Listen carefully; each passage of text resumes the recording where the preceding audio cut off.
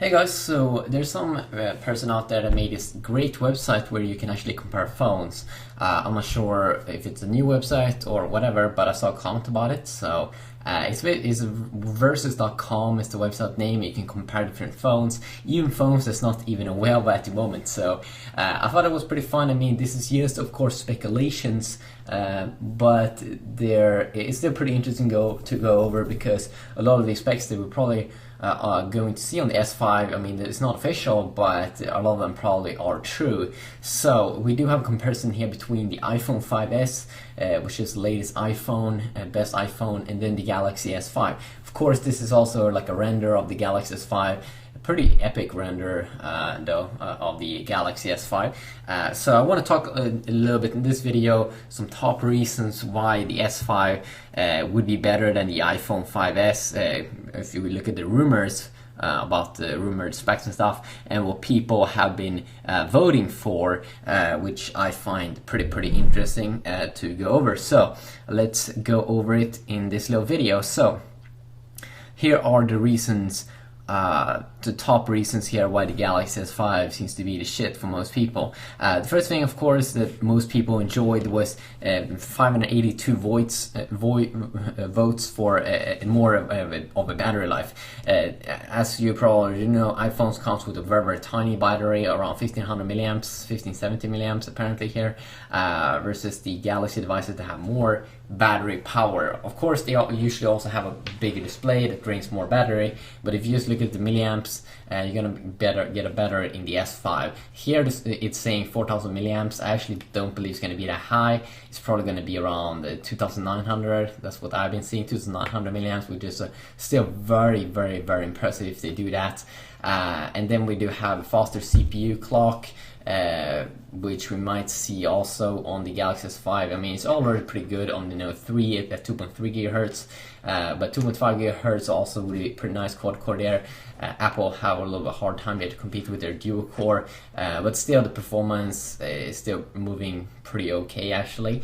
And then we do have higher pixels because we have rumors about it, like a high resolution display, like a 2K display on the next generation Galaxy device, and that seems actually to be very likely that we're going to see that with a resolution of 2560 x 1440 or something like that, and that's going to be totally insane versus the smaller iPhone 5s with 1136 x 640 resolution. More RAM also, 4 GB is saying here. That could actually be true because I think that the Note 3 at the moment have 3 GB. More megapixels or more pixels, you can zoom in more on pictures, 16 megapixels or 20 megapixel camera, that's what we've been hearing on rumors. External memory slot, which is extremely good if you want to be able to put music or media on your device, then that memory slot is extremely nice. And yeah, you can't do that with iPhones. Bigger screen size, so we have rumors here. This also seems to be pretty legit that the next generation Galaxy device is going to have a 5.2-inch display instead of 5-inch. So usually Samsung go up 0.2-inch each time. Apple usually goes up a little bit slower and not that often. And then we've been hearing here damage-resistant glass. I would 200 votes on this. It's not really damage resistant. The problem with Galaxy devices here, I think, is that they are a little bit bigger. So my own experience is that iPhones is a little bit more durable because the display is bigger. That basically means they become more vulnerable, but from my experience. But of course, they are branding it as damage resistant because it has the latest version of Gorilla Glass, which is nice. Removable battery, which is extremely big thing if you drop your phone in the water or something. I remember when I did that with my 4S and my Galaxy device, and the 4S didn't survive because I couldn't take out the battery, or actually you can if you remove the back and stuff like that, but then you need a screwdriver and stuff. But it's very easy with Galaxy devices. You just take off that back and remove it, and also that you can just buy a spare battery and charge it, and then you can take it along with you on the go and just change and instantly get 100% charged. Can be charged via the standard USB cable. Actually, I think iPhones are, I'm not really sure if this is legit, because the standard USB cable, let's see here, it can be charged operated with standard USB connected to your computer. No, actually, I don't think this is the real deal. I can charge both my iPhones and Android devices with like a USB cable to my computer.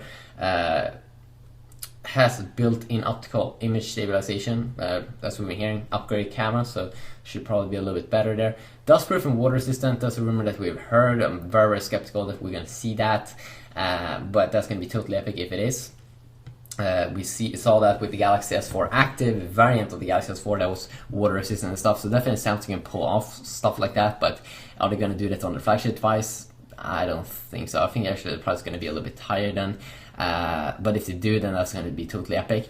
USB mass storage support, which is amazing, that you can just instantly put media, apps and everything onto your device very, very easy without having to go through iTunes or anything. I mean, you can do it with iPhones, but they are usually a little bit more tricky to do that with.